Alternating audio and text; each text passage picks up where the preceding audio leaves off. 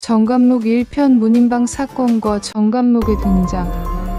정조 6년 1782년 창덕궁 인정전 앞에서 한 편의 역사적 드라마가 펼쳐졌다. 서북 지역 출신의 천민 문인방이 왕 앞에 무릎을 꿇고 있었지만 그의 눈빛에는 굴복의 기색을 찾아볼 수 없었다. 조선왕조 500여 년 역사상 처음으로 정감록이라는 예언서를 내세운 반응 모의가 발각된 순간이었다. 이 사건은 단순한 개인의 일탈이 아니라 조선 후기 사회의 모순과 갈등이 응축된 상징적 사건이자 민중의 새로운 의식 각성을 보여주는 분수령이었다. 문인방은 천민이라는 신분적 한계에도 불구하고 상당한 학식을 갖춘 인물이었다. 그는 이조판서를 지낸 송덕상으로부터 옥포 선생이라는 서울을 받을 정도로 인정받는 지식인이었다. 이는 당시 조선 사회에서 새롭게 등장하고 있던 평민 지식인 계층의 모습을 보여준다. 18세기 서북 지역을 중심으로 무역이 활발해지고 금광 개발, 인삼 재배 등으로 경제적 여유가 생기면서 기존의 양반 계층이 아닌 새로운 형태의 지식인들이 출현하기 시작했다.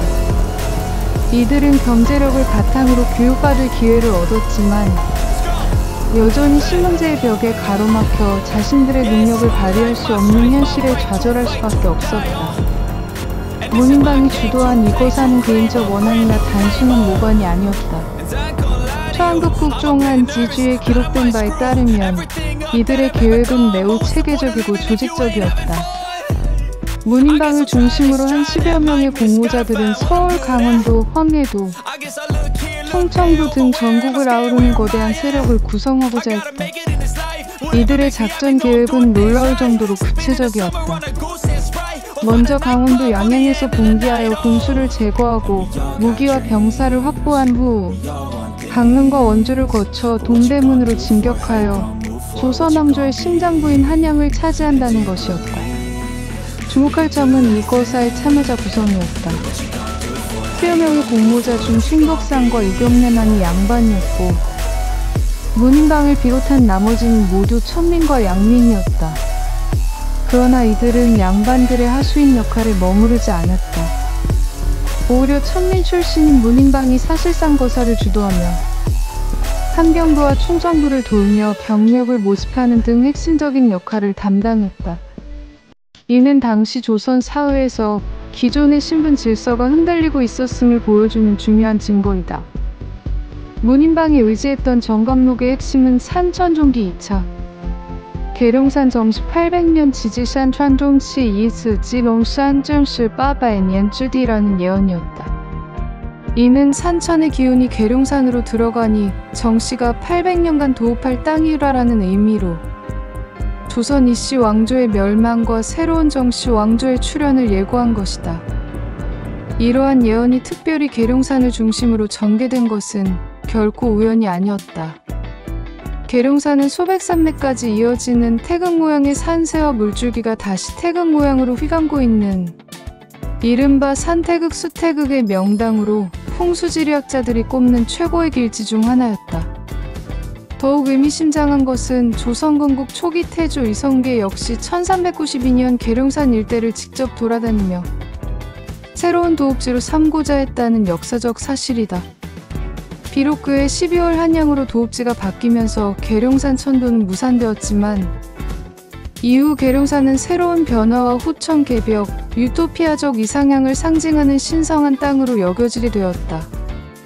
정감록은 또한 충남 논산의 촉포를 촉포행조, 의문은 시사가지 저 보신 저 이후는 주실거지라고 하여 세상의 변화를 예견할 수 있는 상징적 공간으로 예언했으며 계룡산 연천봉 정상의 바위에는 방백마가 구화 생반바의 마저 지오호화신이라는 8글자가 새겨져 있어 조선왕조가 건국 482년 만인 1873년경에 멸망할 것이라는 구체적인 시기까지 예언하고 있었다.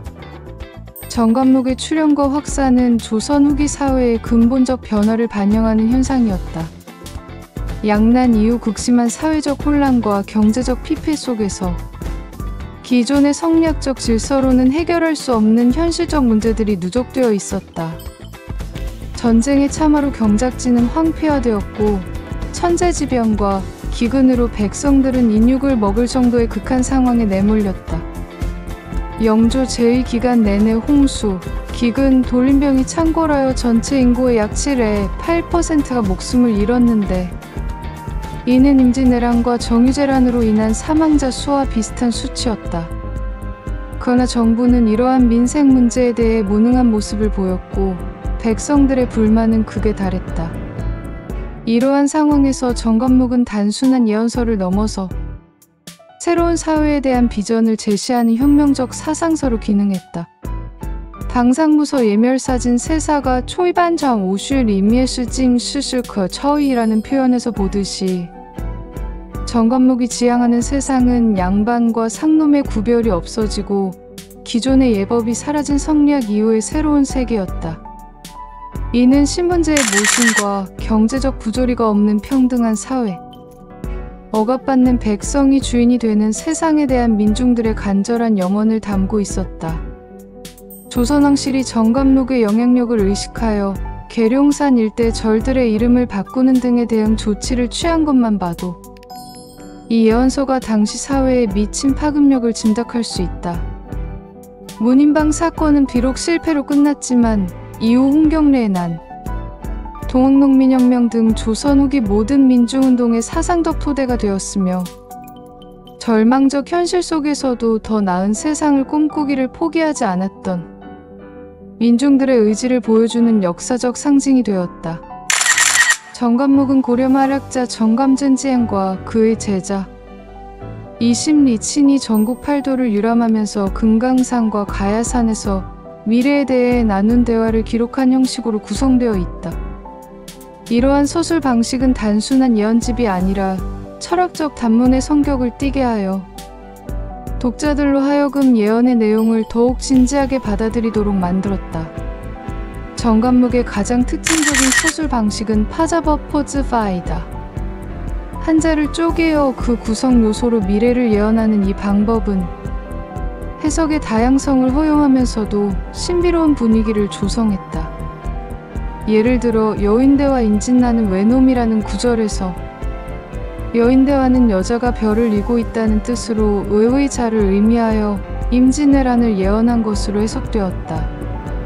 또한 우화횡사는 산이 가로로 누워있다는 뜻으로 설수의 자의 파자로 해석되어 정유재란과 정미재란을 암시하는 것으로 여겨졌다. 이처럼 정관목은 과거의 역사적 사건들을 후에 예언으로 끼워 맞추는 방식으로 신빙성을 높였으며 동시에 미래에 대한 예언도 같은 방식으로 제시하여 사람들의 믿음을 얻었다. 특히 황해도와 평안도는 3년간 천리의 인가가 없을 것이며 시체가 산처럼 쌓이고 피가 내를 이룰 것과 같은 섬뜩한 재앙, 예언과 함께 몸을 보존하는 방법까지 제시하여 실용적인 지침서로서의 역할도 수행했다. 정관목이 갖는 가장 흥미로운 특징 중 하나는 무려 450여 가지에 달하는 다양한 판본이 존재한다는 점이다. 이는 정관목이 단일한 저작물이 아니라 시대와 지역, 그리고 필사자들의 필요에 따라 끊임없이 변화하고 발전해온 살아있는 텍스트임을 의미한다. 조선 초기 태종, 세조, 성종 등이 비기류를 금서로 지정하고 불태우는 조치를 취했지만 정관목이라는 이름은 그 목록에서 찾아볼 수 없다.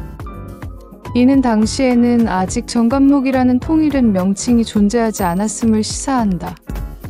정관목이 역사상 처음으로 등장하는 것은 영조 15년 1739년의 기록이지만 그 사상적 뿌리는 훨씬 더 깊다. 선조 때 정열인 모반 사건에서 이미 정관목과 관련된 단초를 찾을 수 있으며 조선 건국 초기부터 목자망 정웅 리슈 왕정호 싱 즉 이씨가 망하고 정씨가 흥한다는 참의설과 계룡한 정씨, 도읍설이 존재했다는 기록들이 이를 뒷받침한다. 이러한 산발적인 예언들과 사상적 요소들이 시간이 흘러가면서 정관목이라는 하나의 체계적인 예언서로 통합되고 발전한 것으로 보인다. 금서 조치에도 불구하고 정관목은 은밀히 필사되어 민간에 유통되었다. 이 과정에서 필사자들의 개인적 견해가 덧붙여지거나 일부 내용이 누락되기도 했으며 지역별 특색이 반영되어 다양한 변형이 생겨났다. 특히 충남 6호 지역의 이중현 할아버지처럼 젊은 시절 직접 정관목을 필사한 사람들의 증언을 통해 정관목이 민중들의 손을 거치면서 어떻게 완성되어 갔는지를 알 수 있다. 정관목이라는 것은 언제든지 맞을 수 있을 것이다 라는 그의 말에서 알 수 있듯이 정관목은 단순한 예언서가 아니라 미래에 대한 희망과 믿음의 상징이었다.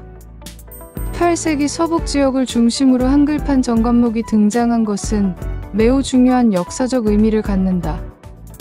기존의 한문으로만 유통되던 정관목이 한글로 번역되어 일반 백성들도 읽을 수 있게 되었다는 것은 이 예언서가 지배계층의 전유물에서 벗어나 진정한 민중의 서적으로 자리 잡았음을 의미한다. 현재 단국대학교 도서관에 소장된 한글본 정관목을 비롯해 두 종의 언문 정관목이 전해지고 있는데, 이는 당시 문해력이 제한적이었던 일반 백성들도 정관목의 내용에 접근할 수 있었음을 보여준다. 서북 지역에서 한글판 정관목이 처음 등장한 것은 우연이 아니었다. 18세기 평안도와 황해도 일대는 중국과의 무역이 활발해지면서 경제적 활력을 되찾고 있었다. 금광 개발과 인삼 재배를 통해 부를 축적한 상인들과 지주들이 늘어났고, 이들은 자신들의 자녀에게 교육 기회를 제공할 수 있는 경제적 여력을 갖추게 되었다. 이렇게 형성된 새로운 계층의 지식인들은 기존의 양반 문화와는 다른 특성을 보였다. 이들은 실용적이고 현실적인 지식을 추구했으며 기존의 성리학적 질서에 대해서도 비판적 시각을 가지고 있었다. 문인방 역시 이러한 평민 지식인의 전형적인 모습을 보여준다.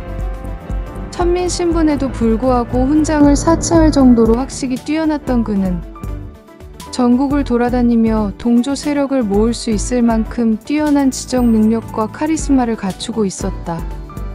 그러나 신분제의 벽은 여전히 높았고, 이들 평민 지식인들은 자신들의 능력에 비해 사회적 대우나 기회는 제한적일 수밖에 없었다.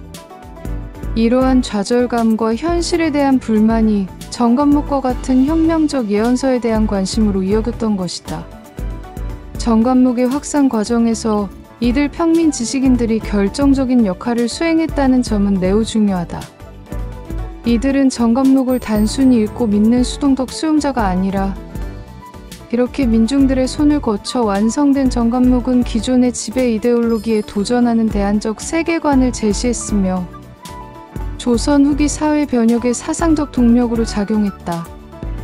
6당 최남선이 광해군과 인조 이래로 모든 혁명운동에는 계룡상과 정씨의 그림자가 항상 어른거렸다고 기록한 것처럼 정관목은 이후 조선 후기 민중운동의 정신적 지주가 되었으며 절망적 현실을 극복하고 새로운 세상을 열어가고자 하는 민중들의 의지를 대변하는 상징적 존재로 자리 잡았다.